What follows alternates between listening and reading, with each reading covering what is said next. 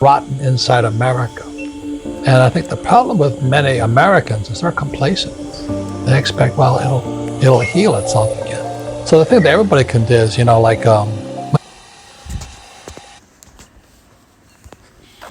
rotten inside America. And I think the problem with many Americans is they're complacent.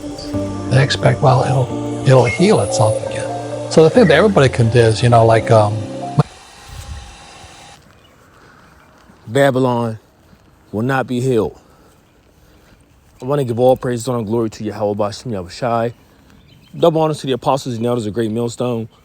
Peace and salutations to the hopeful elect.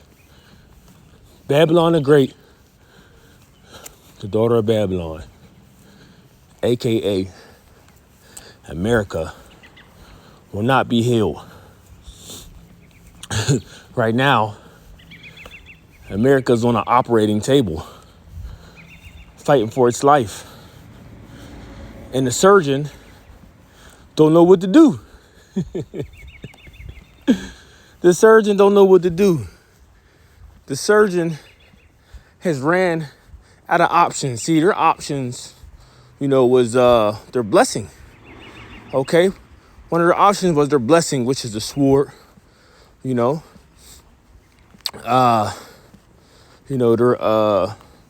wizards, wizards, witches, warlocks, right? These are their different operating tools that the surgeon had on the table. Okay, but at this point, there's let's say a blood vessel, that they can't tie the knot to, and the daughter of Babylon keeps on bleeding. All right, the main artery is bleeding. That's better. America's main artery is bleeding. All right, and they can't stop the blood. So the surgeon has ran out of his options. They don't even know. Right? But see, a lot of people think America, Babylon the Great, is going to heal itself. That it's going to be once restored. Well, this is not the case because biblical prophecies say otherwise. This is the book of Jeremiah, chapter 51, verse 1. It says, "Thus saith Yahweh, behold, I will raise up against Babylon." And you got to understand that this is not talking about ancient Babylon. This is talking about modern day Babylon, the daughter of Babylon, America, Babylon the Great. It says, "And against them that dwell in the midst of them that rise up against me, a destroying wind." And this destroying wind is talking about the oncoming destruction, right? Or talking about the destroying wind is talking about that thermonuclear destruction, right? It says, "And I will send Babylon fanners that shall fan her and shall empty her land. For in the day of trouble they shall be against her round about." Speaking about what? The other nations being against Babylon, how they're going to set themselves array against her. Okay, but see, this talk about this place is going to be a habitation for desert-like creatures. You can read that in the book of Isaiah, the 34th chapter. Okay, talking about the different creatures that's going to dwell here: the screech owl, the cormorant, the bittern. You see, this place will no longer be inhabited by people. Only these different creatures.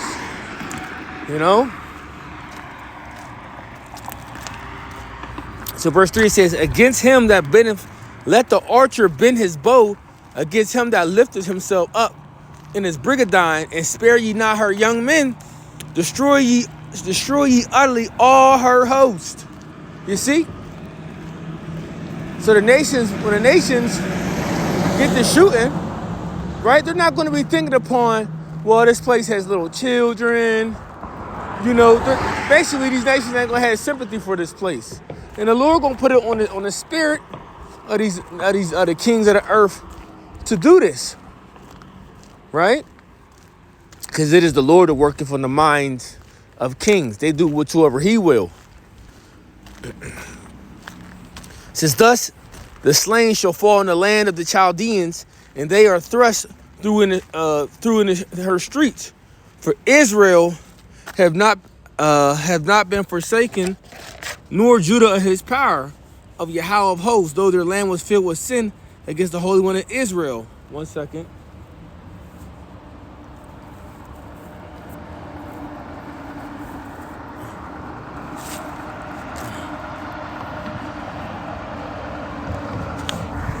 Salakia.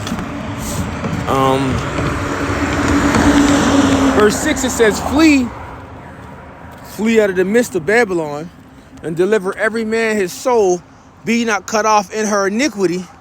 For this is the time of Yahweh's vengeance. He will render unto her a recompense. Once again, who's that her? Mystery Babylon, the daughter of Babylon, the mother of all harlots, the whore that sitteth upon many waters. Okay? There's a recompense, there's a judgment coming to this place. Matter of fact, I got a precept. Let's get this, just to back it up. The book of Revelation, chapter 18. Let's jump to the point. It says, verse 5, it says, for her sins had reached into heaven, and the Most High have remembered her iniquities. You see? So this is why there's a judgment and a recompense coming upon this place. Because see, the Most High didn't forget. See, you people that's roaming the earth right now, you humans, you got the forgive and forget spirit. But the Most High don't forget. It says God or the Most High have remembered her iniquities. You see? So America's not about to just get a free pass. Reward her even as she rewarded you, and double unto her double according to her works. And the cup which she had filled to her double. How much she have glorified herself, right? Lifted up on great pride. How much has she glorified herself and lived deliciously? So much torment and sorrow give her. For she saith in her heart, I sit a queen, and I am no widow, and shall see no sorrow. See, that's the pride. See, that's the pride that America has, you know, as she sits lofty, right? As she sits lofty, as she sits on high. And she has that mindset because she's above all the other nations. She's the whore that sit up upon many waters, you know, and walks around with that proud attitude, pushes that proud energy of the earth, that she's that bad bitch that can't be fucked with, right? That's what she do. So right now she's living deliciously, living in great pride, you know. But little do America know, even the people of America, they don't even know that this place is through, and she is about to get dealt with. Okay, this whore is about to be dealt with in a dramatic fashion. So verse 8, it says, therefore shall her plagues come in one day, death and mourning and famine, and she shall be utterly burned with fire, for strong is the Lord God who judgeth her, right? Going back into what? The nuclear destruction. You see, that's how she's going to be burnt with fire. Going into what? As I started in Jeremiah, the 51st chapter, the destroying wind. Verse 9, and the kings of the earth who have committed fornication and lived deliciously with her shall bewail her and lament for her when they shall see the smoke of her burning. And the merchants, Salakia says, standing afar off for the fear of her torment, saying, alas, alas, that great city, Babylon, that mighty city, for in 1 hour is thy judgment come. So this didn't take place yet. This is not talking about ancient Babylon. No, this is talking about now. This is talking about the modern day Babylon. You see? So this is what's happening. Now, when we go back to Jeremiah, it's going to be, you know, short and sweet. Because going back to the point of Jeremiah,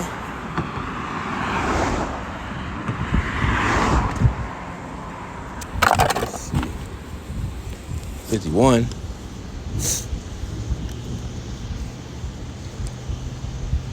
It says, verse 7, Babylon had been a golden cup in Yahweh's hand that made all the earth drunken. And that's when we read in Revelation You know, the nations, the merchants of the earth, that the kings of the earth, the merchants that bought from this place, they're gonna bewail her. Ain't no more longer coming to the great city, to gain riches. Right? It says that made all the earth drunken, and the nations have drunken of her wine, therefore the nations are mad. So yeah, the nations have drunk off, not only have they got riches, but they have partook, with Babylon. They have made agreements with Babylon, and some of those agreements came with,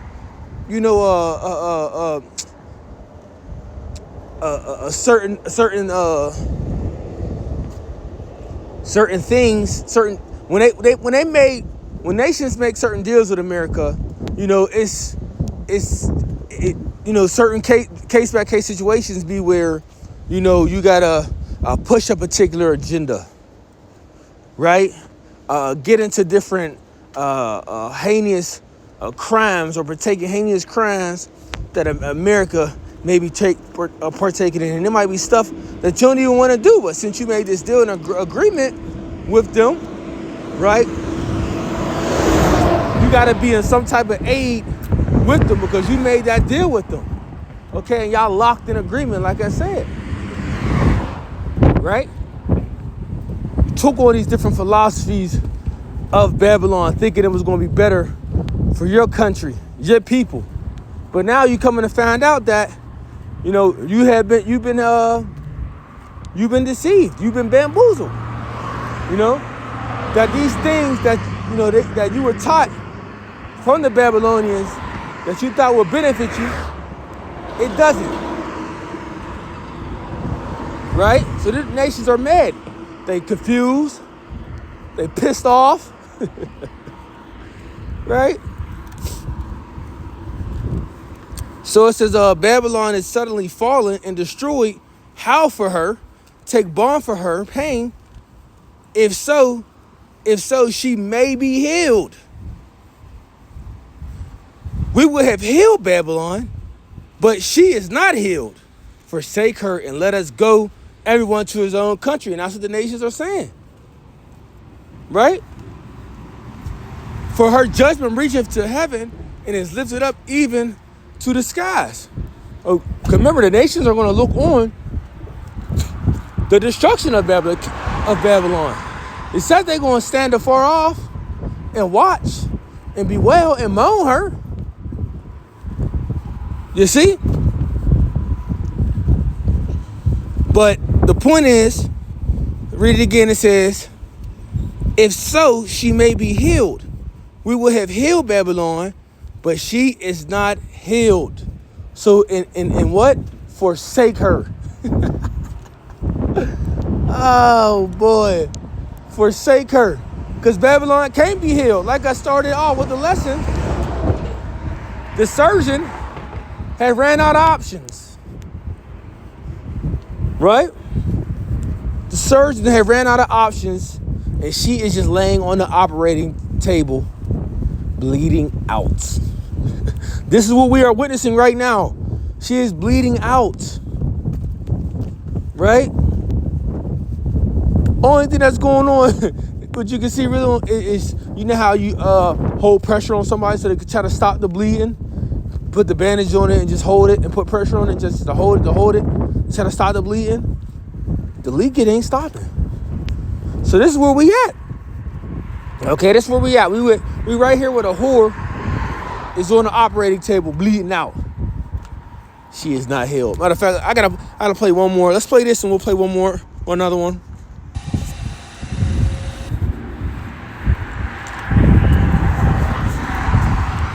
Rotten inside America. And I think the problem with many Americans is they're complacent. They expect, well, it'll heal itself again. So the thing that everybody can do is, and that's what many people think. They think over time that Babylon will re-heal itself, and that's not going to happen. And then those are dominoes that topple over bigger dominoes, and then it all begins to progress toward the center. And yes, we live here in our fishbowl, our goldfish bowl here in the US. We do have a lot of advantages that a lot of other countries don't have. We're likely not going to be the first one to fall. We're probably likely going to be the last one. But to find out where we are in the story, we want to look out at the periphery. You hear that? So the collapse with everything coming, what does it say? We're not going to be the first one to fall. We're more than likely going to be the last. Now, I have to agree with you because the Lord is saving the best for last. Saving a person on top for last. And that is who? That is the whore that sitteth upon many waters. Okay?